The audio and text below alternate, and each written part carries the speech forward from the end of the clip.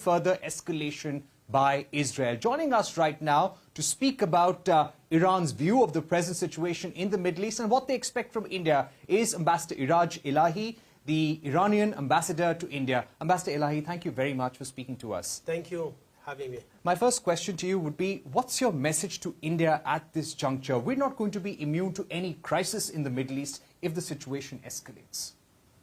I hope that the situation will not escalate. We hope that all countries who have influence on Israel will do their best to convince it to move toward de-escalation, since what we have done was retaliation to the assassination of Ismail Haniyeh in the Tehran, capital of Iran. So the first, it was retaliation to the violation of Iranian sovereignty. So if Israel will do anything again, we will be obliged to retaliate and we will enter a new circle of tension. So it will be on the benefit of all countries in the region and on at the global level to convince Israel to restrain and move toward the escalation. Right. Is Iran preparing for an all-out war, considering that Israel's reaction to the 7th October attack has lasted for more than 1 year? Even yesterday, their spokespersons have said that the mission against Hamas and Hezbollah is not over. So is Iran now preparing for an all-out war? We are not with war. We do not want war, but we are ready for any option. Unfortunately, Israel and its ally, especially United States, have miscalculated regarding the situation inside Iran and the region. They believe that since Iran is under a heavy embargo, economic embargo and sanction, Iranian economy is weak and is not able to defend itself. But it's, we can easily prove that we are capable militarily, economically, politically, and the people are supporting the government despite of the, the different difficulty inside countries. Right. I'd like to ask you about the economic impact of the war.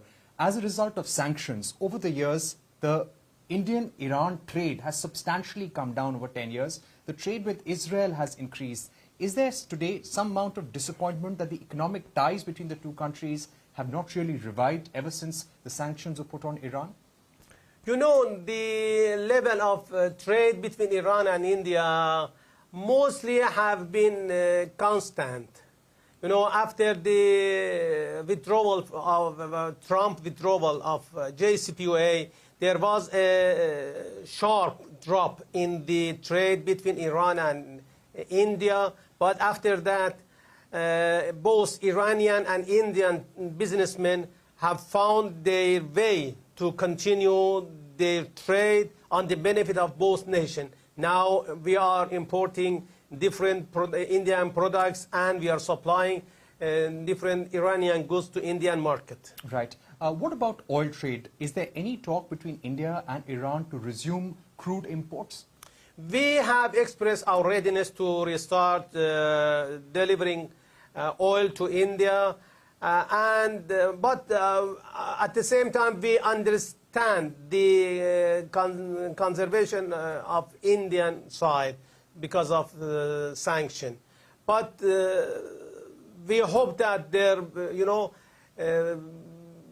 there will be some progress in this regard. Right.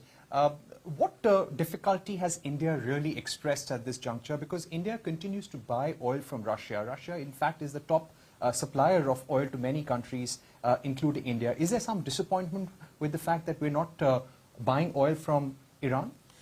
India is a good friend for Iran. India is not a friend of just 65 years as Israel is. We have both nations, Iran and India, have been together alongside, history. So we fully understand India. We fully are aware of the consideration of India. So we are trying to find some way to bypass these difficulties, these problems. Right. Coming back to the situation, in case the situation in Middle East escalates, if Israel carries out further attacks on Lebanon, on Gaza, and if it carries out an attack directly against Iran, how does this affect trade through the Suez Canal, the Red Sea? How do you think the global crude oil trade, export-imports through the region will get impacted, sir? This is an important and essential issue in the economy, in the world economy. As you know, the events in the Red Sea has affected, the war between Israel and Hamas has affected the transportation or cargoes passing through Suez Channel. So we hope that all influential, those countries who have influence on Israel can convince Israel to move toward the escalation. Otherwise, all country will be suffering from the current situation and the escalation of the tension. Has the war with Israel, what's happened in the Middle East right now, has it impacted work on the Chabahar port? No. Categorically, no. I categorically reject this.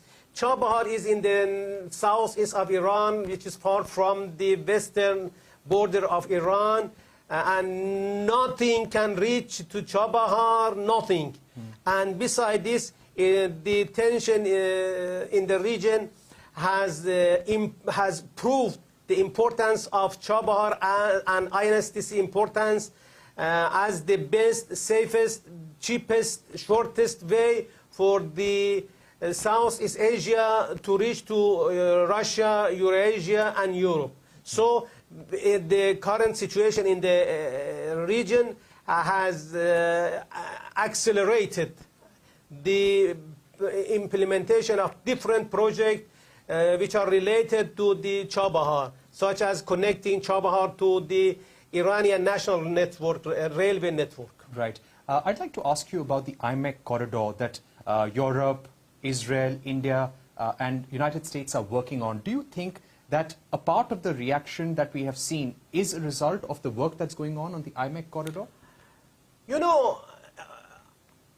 In fact, IMEC is a try to, we can analyze or interpret IMEC from different or two aspects. From the Indian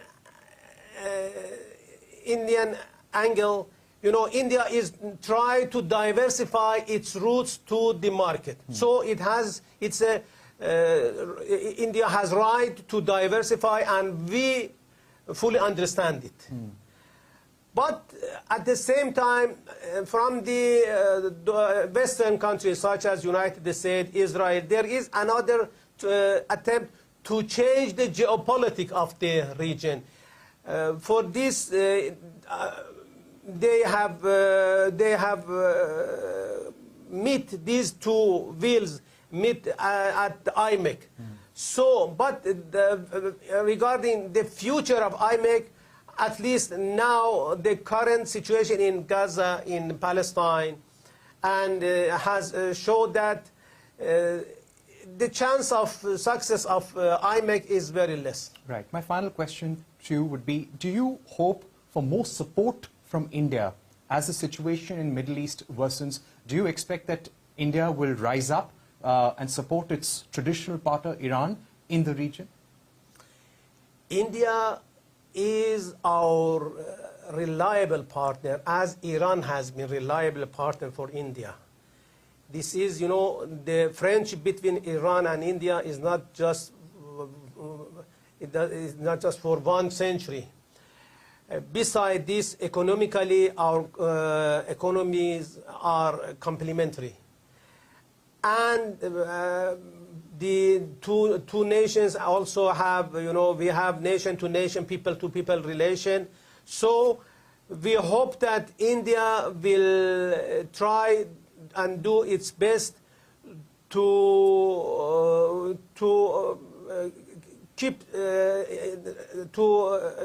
decrease the tension in the region. Ambassador Elahi, thank you so much for joining us on the program. Thank you. Giving us your view on the present situation in the Middle East and how Iran is contemplating future options. Thank you once again for being with us. Thank you for you and your viewer. All right. Thank you very much for joining us on Business 360. With that, it's back to you. Thank you very much for joining us on the show.